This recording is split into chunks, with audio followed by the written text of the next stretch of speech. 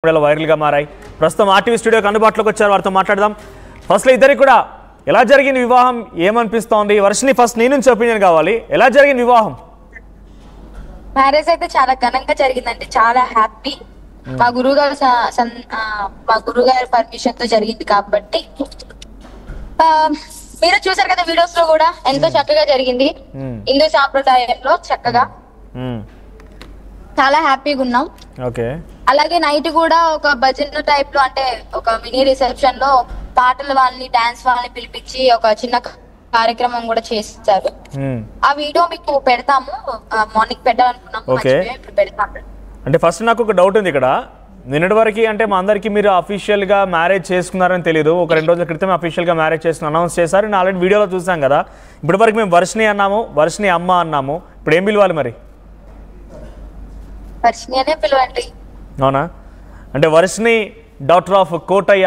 ఇప్పుడు వర్షిని ఏం చెప్పాలి? వైఫ్ ఆఫ్ శివ విష్ణు బ్రహ్మ అని చెప్పాలి. Wife of Shiva Vishnu Brahma. So ఎట్లా మీ ఫీలింగ్ ఎలా ఉంది? అంటే జనరల్గా మన దగ్గర పెళ్లి లాంటివి చూస్తూ ఉంటే బంధువుల మధ్య కోలాహలంతో బ్యాండ్ బాజా అన్నీ కూడా చాలా అంగరంగ పండగలాగా అనిపిస్తుంది. సో అక్కడ ఎలా అనిపించింది? ఏం తీసుకోలేదు.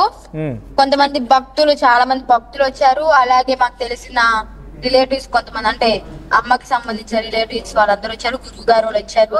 చాలా చక్కగా. అక్కడ రిలేటివ్స్ ఉన్నారా? అఘోరి అమ్మకి అక్కడ రిలేటివ్స్ ఉన్నారా? రిలేటివ్స్ అంటే నా భక్తులు. ఇంకా అంటే ఎలా అంటే ఒక కుటుంబం లాగా కలిసి ఉంటాం అన్నట్టు ఎప్పుడు. ఓకే. సో ఎంతమంది వచ్చారు చూసాం వీడియోలో కూడా. చాలా చాలా బాగా జరిగింది. భజన కూడా చేశారు. సో ఏంటి అక్కడ ఎవరు అక్కడ మీరు జ్యోతిర్లింగం దగ్గర చేసుకుంటాను అని చెప్పారు. అది కూడా 2-3 నెలలు సమయం పడుతుంది అన్నారు. ఇక 2-3 నెలలు సమయం తీసుకోవద్దు, చేసుకోవాలని ముహూర్తం తీసేసి అంటే ఈ ఫేక్ న్యూస్ మొదటి భార్య ఇది అని చెప్పి తీసుకొస్తున్నారు కాబట్టి మేము కూడా డిసైడ్ అయిపోయి ఎంత తొందరగా పెళ్లి చేసుకునే అంత మంచిది, వీళ్ళందరికీ సమాధానం చెప్పినట్టు ఉంటది అని చెప్పని డిసైడ్ అయి చేసుకోవడం జరిగింది. అంటే మీరు చేసుకున్నంత మాత్రం వాటికి సమాధానం అంటే వాటికి ఫుల్ స్టాప్ వస్తూనే ఉంటాయి. నేను మీడియా ముందుకు రావడానికి 2 ఉన్నాయి. మోకిలలో జరిగిన ఏదైతే కంప్లైంట్ వచ్చిందో దాని గురించి మాట్లాడతాను. తర్వాత ఎవరైతే రాధిక అనే ఆమె మీడియా ముందుకు వచ్చింది, నా మొదటి నేనే మొదటి భార్య అని అంటుందో ఆ రెండింటి గురించి మాట్లాడాను. ఫస్ట్ రాధిక గురించి నేను మాట్లాడతాను. రైట్, ఒక్క నిమిషం మాట్లాడదాం. అవన్నీ తీసుకుందాము. కాకపోతే మీరు పెళ్లి చేసుకున్నారు, కొత్త జంటగా టీవీతో మరోసారి జూమ్ లో జాయిన్ అయ్యారు, మీరు లైవ్ లో అందుబాటులో ఉన్నారు కాబట్టి చాలా క్వశ్చన్స్ ఉన్నాయి. సో ఏంటి ఎలా అనిపించింది? అంటే ఈ తెలుగు సాంప్రదాయాల ప్రకారంగా మనం చూసిన విధంగా అయితే కనిపించలేదు నాకు అక్కడ. Varshini for the first time అంటే అఘోరి అమ్మ అంతా తిరుగుతూ ఉంటారు కాబట్టి తనకు ఐడియా ఉంటుంటుంది. సో నీ ఎక్స్పీరియన్స్ ఎలా ఉంది చెప్పండి అక్కడ? ఎక్స్పీరియన్స్ అంటే అది చెప్పలేము. ఎందుకంటే మ్యారేజ్ అయ్యేంత వరకు అంటే మ్యారేజ్ లో కూడా పంతులు గారు మంత్రాలు చదువుతుంటే నవ్వు వస్తూనే ఉంటుంది. ఎందుకంటే నాకంతా కొత్త కదా. అవును, చాలా హ్యాపీగా చాలా సంతోషంగా అనిపించింది. అది కాక నన్ను ఒక పెళ్లి కూతురు వస్త్రాధారణలో చూస్తే నాకు చాలా ఆనందం అనిపించింది. అంటే పెళ్లి అవుతుంది అనే సంతోషం నా మొహంలో చాలా, అంటే మీకు అర్థమయ్యే ఉంటది ఎలా ఉంది. అది కూడా ప్రేమ వివాహం మళ్ళీ మీ ఇద్దరిది. ఇష్టపడ్డ వివాహం కాబట్టి ఇంకా హ్యాపీగా ఉన్నాను. సో అక్కడ సాంప్రదాయాలు ఎలా అనిపించింది? కొత్తగా అనిపించింది? ఏమన్నా చేంజెస్ ఉన్నాయా? హిందూ సాంప్రదాయం అంటే కొత్తగా అంటే వస్త్రాలు కొంచెం డిఫరెంట్ ఉంటది, కానీ నార్మల్ గా మన సైడ్ ఎలా జరుగుతుందో అలాగే జరిగింది. 7 అడుగులు వేయడము, మంత్రాలు అవన్నీ డిఫరెంట్ ఉంటాయి, కానీ మొత్తం మన సైడ్ లోనే జరిగింది. అంటే హిందీలో ఉంటాయి కదా మంత్రాలు. అవునవును.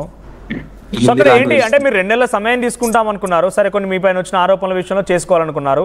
నిన్న నాకు తెలిసి బహుశా 11 గంటల సమయానికి ఈ వీడియోలని బయటకు వచ్చాయి. ఎప్పుడు జరిగిన వివాహం అక్కడే చేసుకోవడం కారణం ఏంటి? జ్యోతిర్లింగం దగ్గర చేసుకోవాలనుకున్నారు కదా.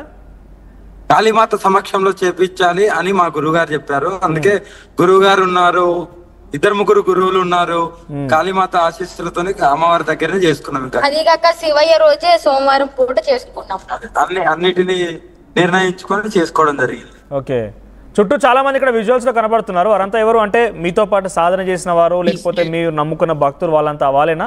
భక్తులు ఉన్నారు, గురువులు ఉన్నారు, సాధకులు ఉన్నారు, కొంచెం రిలేటివ్ గా కనెక్ట్ అయిన వాళ్ళు ఉన్నారు. అంటే ఎవరైనా పరిచయం అయితే నిన్న ఎలా రిసీవ్ చేసుకున్నారు అక్కడ? అంటే అఘోరి అంటే రెగ్యులర్ గా వెళ్తుంటారు వాళ్ళ గురువు వాళ్ళంతకు ముందు. ఓకే, నిన్న ఎలా రిసీవ్ చేసుకున్నారు?